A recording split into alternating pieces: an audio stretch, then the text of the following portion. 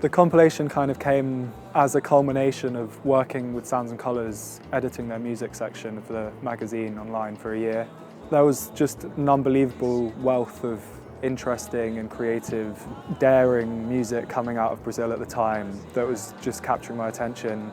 And I ended up doing a lot of sort of end-of-year lists and collating all these amazing albums together, and I realised that the majority of them, overwhelmingly, were coming from this group of musicians in Rio. And there was just a real sense of community, and I think that's one of the big things that I wanted to capture with this.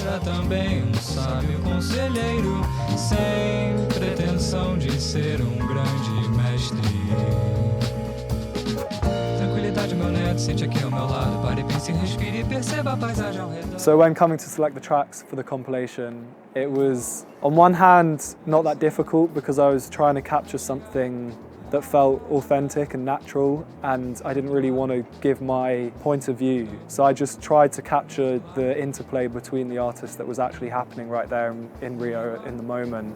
And that felt really easy because they all play together, they all write for each other, they produce for each other, they do the artwork for each other's albums.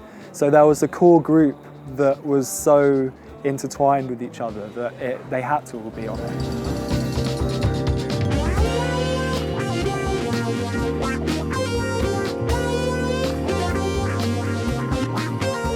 My own relationship to Brazilian music, it began very young. My grandma was born in Recife and brought up there and only came to England in her 20s.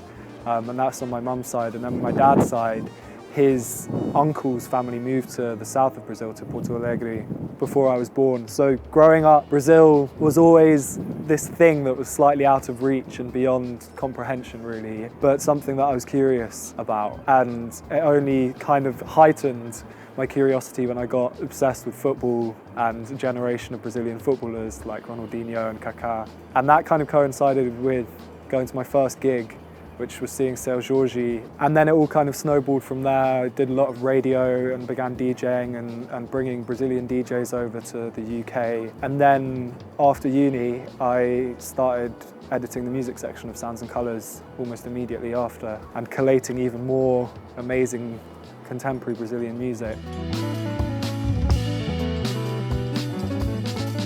I think it's really important to meet the culture of Brazil now, where it currently is in its contemporary form, to begin to understand what it is and appreciate the talent, the artistry, and also just the humanity of it. So having this on vinyl is great because it gives people an opportunity to really engage. And we have loads of liner notes and essays and quotes from the artists. So you can really begin to engage with the music properly and from its own voice and its own context.